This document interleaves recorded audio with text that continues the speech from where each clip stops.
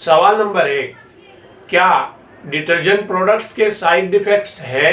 सवाल number 2, detergent products के side effect है तो इसका अल्टरनेटिव क्या है? यानी डिटर्जेंट प्रोडक्ट्स अगर हम छोड़ देवे तो हमारे लिए क्या दूसरी भी कोई चीज है जिससे हम डिटर्जेंट प्रोडक्ट से जो हम काम ले रहे थे वो काम बगैर डिटर्जेंट प्रोडक्ट से हो जाएगा? सवाल नंबर 3, डिटर्जेंट प्रोडक्ट्स हमने अब तक इस्तेमाल करे हैं, इसकी वजह से हमारे बॉडी के अंदर साइड इफेक्ट्स हुए हैं, तो इसका सॉल्यूशन क्या है? वो साइड इफेक्ट्स हम कैसे दूर कर सकते हैं? हम आज बात करते हैं डिटर्जेंट प्रोडक्ट्स के बारे में। आजकल मार्केट में डिटर्जेंट प्रोडक्ट्स की एक धूम मची हुई है और डिटर्जेंट प्रोडक्ट्स हम हर घर में इस्तेमाल करते हैं। घर घर डिटर्जेंट प्रोडक्ट से सजा हुआ है। दिन ब दिन अच्छी प्रोडक्ट्स की तलाश में है और महंगे से महंगे डिटर्जेंट प्रोडक्ट्स हम इस्तेमाल कर रहे हैं और इससे हमारे कपड़े बहुत ज़बरदस्त साफ़ भी हो रहे हैं और शाइनिंग भी आ रही है। हमारे बर्तन साफ़ भी हो रहे हैं, शाइनिंग भी आ रही है, तो हमारे मकासद भी पूरे होते जा रहे हैं। लेकिन सोचने की बात यह है, जो लोग डिटर्जेंट प्रोडक्ट से काम कर रहे हैं इनकी बॉडी से आप पूछिए क्या आपकी बॉडी की शाइनिंग बेहतर हो रही है कि नहीं।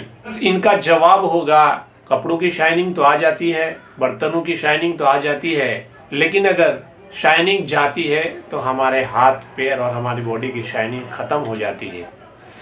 तो आइए व्यूअर्स, हम आज बात करेंगे 3 सवालों पर।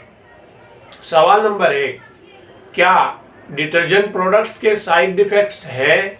सवाल नंबर 2, डिटर्जेंट प्रोडक्ट्स के साइड इफेक्ट है तो इसका अल्टरनेटिव क्या है? यानी डिटर्जेंट प्रोडक्ट्स अगर हम छोड़ देवे तो हमारे लिए क्या दूसरी भी कोई चीज़ है जिससे हम डिटर्जेंट प्रोडक्ट से जो हम काम ले रहे थे वो काम बगैर डिटर्जेंट प्रोडक्ट से हो जाएगा?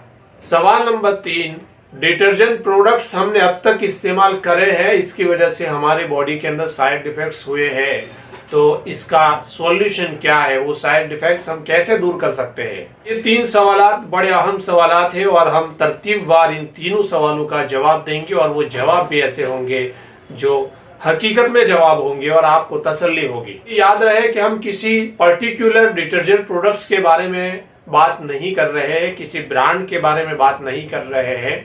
मैं डिटर्जेंट प्रोडक्ट्स की जनरल बात कर रहा हूं। पहले सवाल को लेके बात करते हैं कि क्या डिटर्जेंट प्रोडक्ट के साइड इफेक्ट्स है। हम देखते हैं कि डिटर्जेंट प्रोडक्ट में क्या क्या चीज़ें हैं। वॉशिंग पाउडर है, सॉप है, इसके बाद आता है शैम्पू। तो ये या तो फिर क्लीनर हो जैसा कि टॉयलेट क्लीनर, बाथरूम क्लीनर, फिर इस तरीके से ग्लास क्लीनर। ये कुल 4 चीज़ें हैं। चारों चीज़ों में ऐसे अज्जा इस्तेमाल होते हैं जिसकी वजह से क्लीनिंग का काम होता है बेहतर तरीके से, लेकिन साइड इफ़ेक्ट्स भी इस तरीके के हमें होते हैं। जिस तरीके से आप वॉशिंग पाउडर को ले लीजिए, वॉशिंग पाउडर के अंदर कास्टिक सोडा होता है।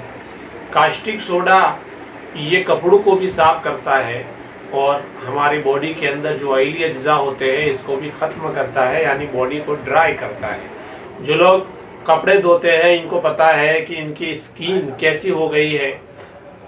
वॉशिंग पाउडर का ज़्यादा इस्तेमाल करने से और वॉशिंग पाउडर के टच में ज़्यादा रहने की वजह से स्किन ड्राई हो जाती है और हाथों और पैरों में फटन हो जाती है। इस तरीके से अगर आप बर्तन धो रहे हैं और बर्तन धोने में डिटर्जेंट प्रोडक्ट्स का इस्तेमाल कर रहे हो तो उसमें भी यही प्रॉब्लम क्रिएट होता है कि हाथ फट जाते हैं, हाथों के अंदर दरारें पड़ जाती है, स्किन ड्राई हो जाती है, वाइटनेस दिखने लगती है चमड़ी के ऊपर, एक ऐब की तरह नज़र आती है।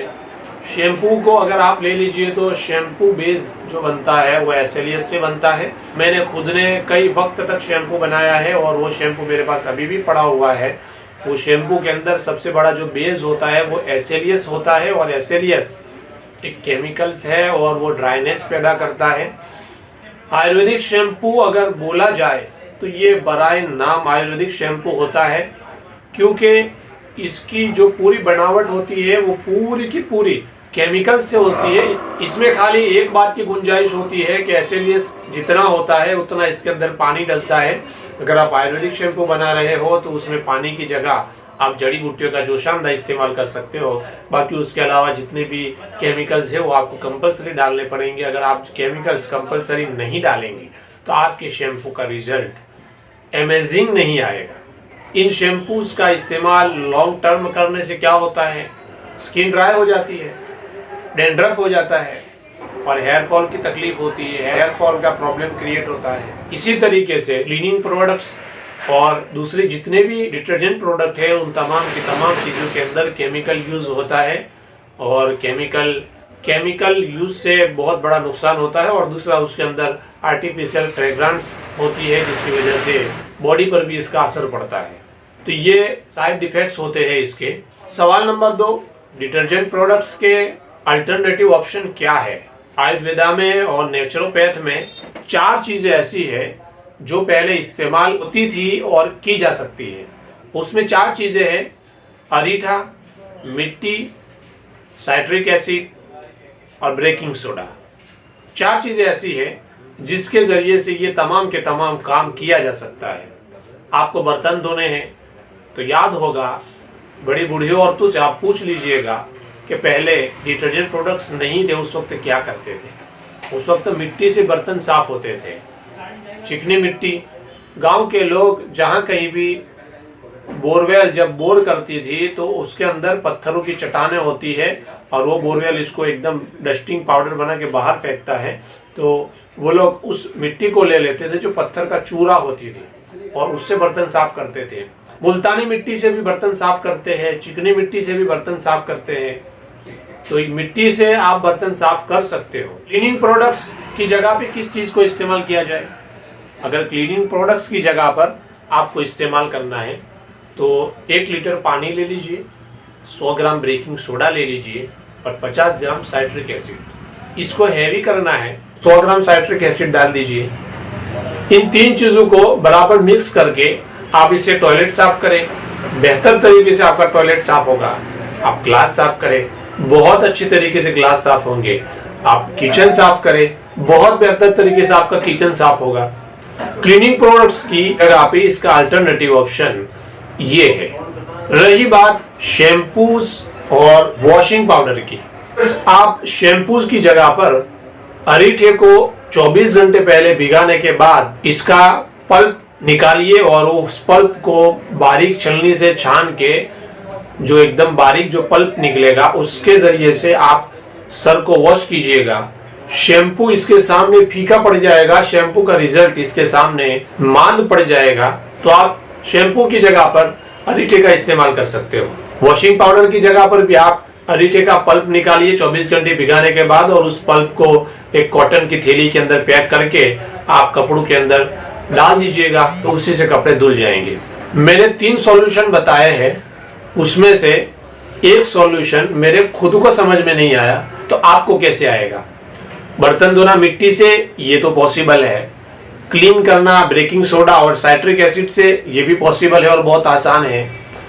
और रीठे के जरिए से सर का धोना, ये भी पॉसिबल है, आसान भी है। रीठा सस्ता भी मिलता है और रिजल्ट भी अमेजिंग इससे आते हैं। लेकिन वॉशिंग पाउडर का जो मैंने अल्टरनेटिव बताया, रीठे के जरिए से कपड़ों को वॉश करना, ये आजकल थोड़ा मुझे मुश्किल मालूम होता है और लोग इसको पसंद भी नहीं करेंगे और ये ज़्यादा समझ में भी नहीं आता है। आप कपड़े धोने में वॉशिंग पाउडर नहीं यूज़ कीजिएगा, लेकिन आप यूज़ करेंगे तो इसके साइड इफ़ेक्ट्स ज़रूर होंगे। तीसरे सवाल के जवाब में इसके साइड इफ़ेक्ट्स का सॉल्यूशन आपको मिल जाएगा। तो ये तीसरा सवाल ये है कि डिटर्जेंट प्रोडक्ट्स हमने यूज़ कर लिए हैं और अब तक करते आ रहे थे, उसकी वजह से हमें इसके साइड इफ़ेक्ट्स भी हुए हैं, तो हम इस साइड इफ़ेक्ट्स को किस तरीके से ख़त्म करें।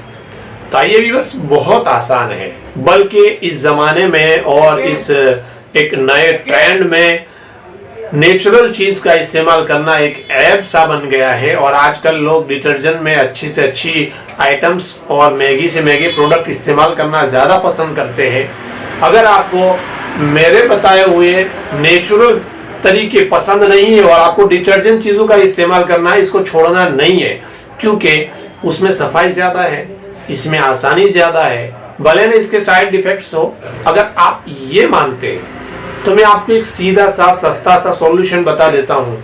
अगर आपको डिटर्जेंट चीज़ें इस्तेमाल करने के बाद इसके साइड इफ़ेक्ट्स हो तो आपको क्या करना है। पहले तो समझ लीजिए कि डिटर्जेंट चीज़ों का साइड इफ़ेक्ट्स में इसका साइड इफेक्ट्स इस तरीके से होता है कि डिटर्जेंट केमिकल जहाँ लगते हैं वहाँ ड्राइनेस पैदा हो जाती है। ड्राइनेस को हटाने के लिए आप वेटनेस पैदा करने वाली चीजें आप लगा दीजिए।